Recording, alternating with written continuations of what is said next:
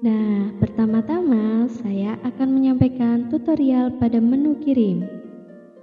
Menu ini difungsikan untuk menginput data pengiriman barang atau paket dari konsumen yang nantinya akan menghasilkan sebuah resi atau airway bill. Untuk langkah-langkahnya, yang pertama, klik tombol menu pada halaman dashboard. Selanjutnya, aplikasi akan menampilkan halaman input data pengirim dan data penerima.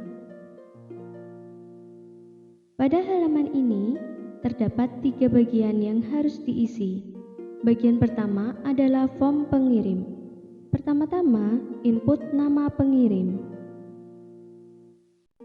Yang kedua, input alamat pengirim.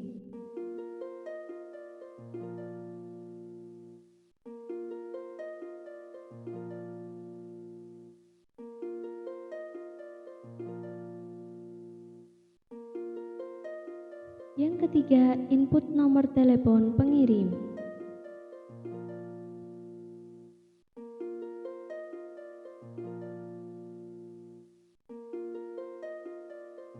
Bagian kedua adalah form penerima.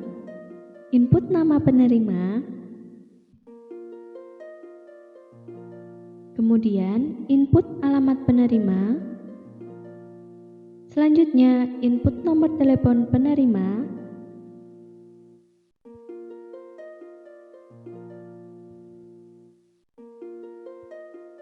dan bagian ketiga adalah form tujuan. Yang pertama, pilih provinsi tujuan.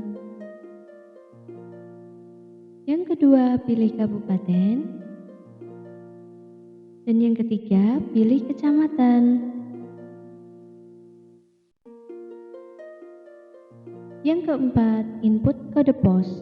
Akan tetapi, untuk kode pos ini sifatnya opsional.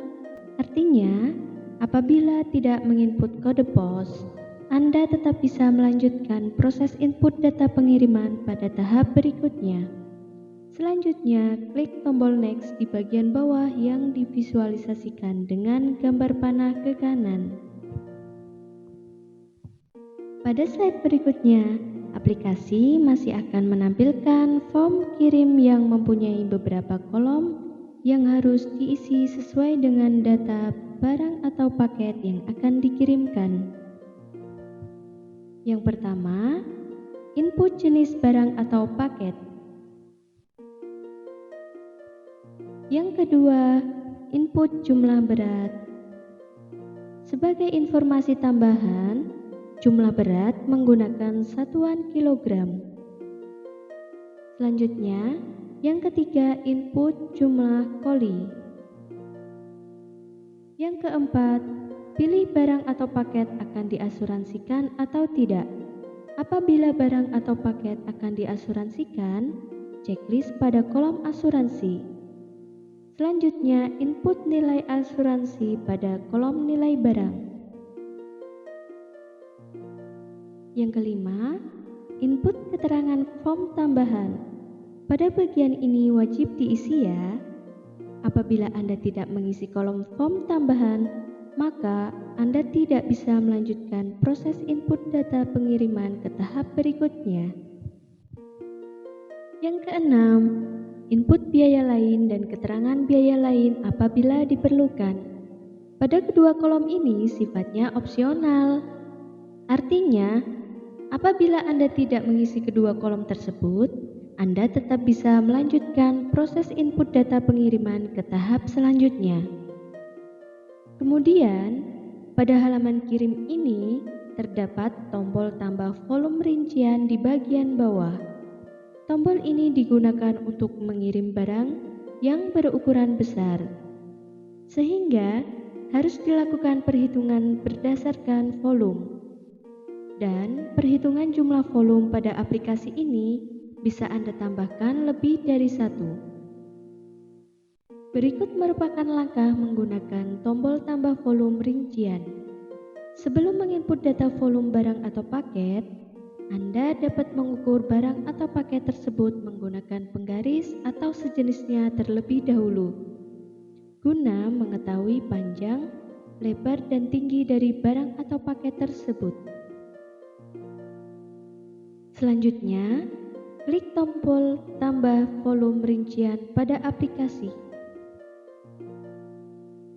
Kemudian, aplikasi akan menampilkan form hitung volume. Input kolom panjang, lebar, dan tinggi yang sudah Anda ukur sebelumnya. Pada kolom volume, aplikasi akan menghitung otomatis jumlah panjang kali lebar kali tinggi dari barang atau paket tersebut.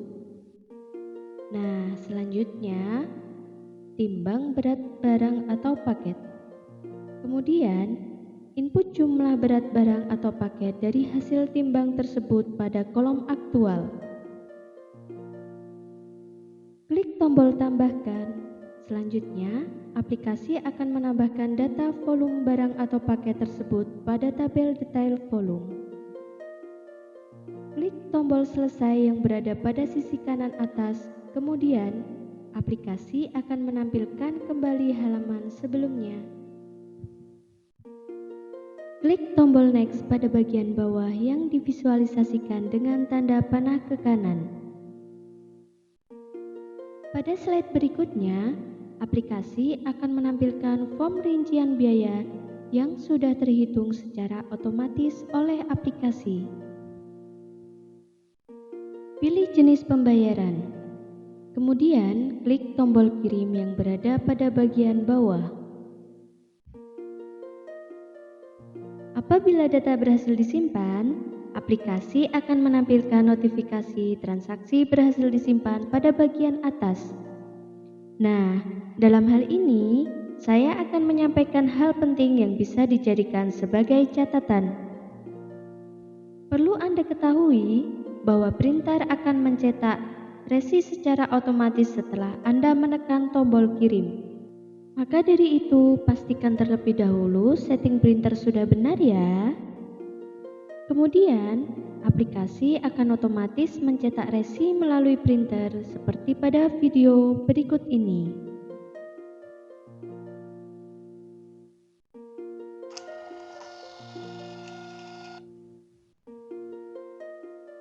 Hasil cetak resi bagian ini diberikan kepada konsumen atau pengirim. Lalu, aplikasi akan menampilkan form konfirmasi cetak label. Klik tombol ya pada form konfirmasi. Aplikasi akan mencetak bagian selanjutnya dari resi tersebut. Berikut videonya.